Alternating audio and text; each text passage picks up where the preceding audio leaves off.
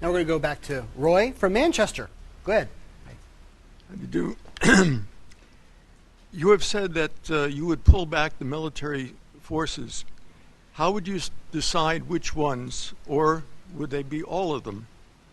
Well, how would I decide on which troops to come home? And basically, I want them all to come home, but you can't get them all home in the next week. So you do have to have priorities. I would think that the least controversial, you come first. The troops went in to Korea when I was in high school, and they're still there.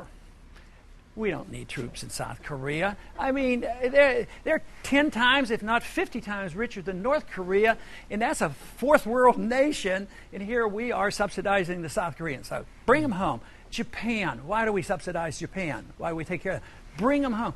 Why do we provide this defense for Germany, and they then have more money to take care of their entitlements, and we have less money to take care of our sick people and our elderly. So bring them home. But I'd bring them home. I'd immediately back off from the Middle East. I would say, you know, we are not in a declared war. Why fight these wars?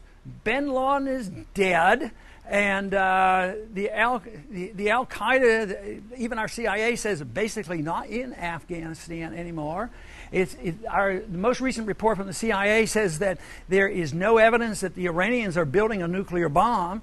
So we don't need all this. So I would bring, there's no place that I think should be exempt. I think we should just come home, and we should never allow the president, and I would never go to war without the permission of the Congress. The president has an obligation to defend this nation in emergency conditions if you're being attacked. It's been very clear throughout our history. But to engage in war, like in Libya now, and saying, our president now says, oh, I got permission from the United Nations. We shouldn't be doing any of that. We should be quitting that, and we could save hundreds of billions of dollars by doing that. Eventually, from what you're saying, you would have all of our forces back in the United States. I think eventually we should. Because then we would defend this country. But what would you do about the Taliban coming back into? Well, that would diminish the threat of the Taliban. How? The Taliban is almost 100% motivated by one thing, and that is us being in their country, killing their civilians, bombing their countries, and that is what they get so upset about. Just think of it this way. What if any country, let's say China gets stronger and we get weaker, and China does to us what we do to these other countries?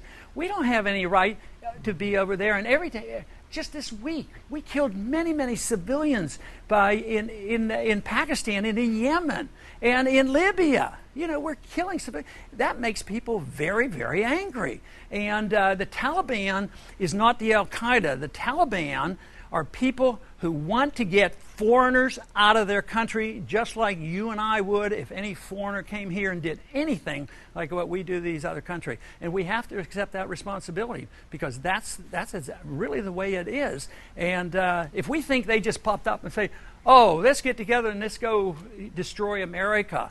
No, read everything that bin Laden ever wrote and what they wrote, and they're very, very precise. Bin Laden said he wanted three things to happen after 9/11. He says, we want to entice the Americans to come over here and get bogged down like we did to the Soviets. We want to bankrupt their country, and we want to cause dissent in America over their foreign policy. So guess who's laughing in his grave right now because we've done everything he wanted. And what has happened to this? Iraq now is an ally of the Iranians. We've turned it over to the Shiites. It used to belong to the Sunnis. So we have pushed them to the Iranians. The Iranians and Pakistan now are being pushed to the Chinese because of this policy of we got to kill every Taliban person in the whole world. You can't do it, and that is the motivation. The motivation is occupation and us being on their land when we have no right to be. We're going to stick with the military. We got Jim from Manchester. Go ahead. What cuts would you make in the military budget? You've been answering this one. Pardon me? What cuts have you been making in the military budget? What cuts have we, this country, been making? What would I make? Yes, well, Oh, I would, all the things I've been talking about, the cost of keeping troops in Korea, Japan, Germany, and the Middle East. You could cut hundreds of billions of dollars. But I don't call that defense. I call that militarism. I would call that what Eisenhower called supporting the military-industrial complex. And they're making big profits and all. So no, I would cut a lot of that militarism, but I think our country would be stronger. We would defend ourselves. Maybe we'd defend our borders instead of the borders between Pakistan and Afghanistan. I mean, they're impossible, and I've been on that border, and you cannot defend that border. Great.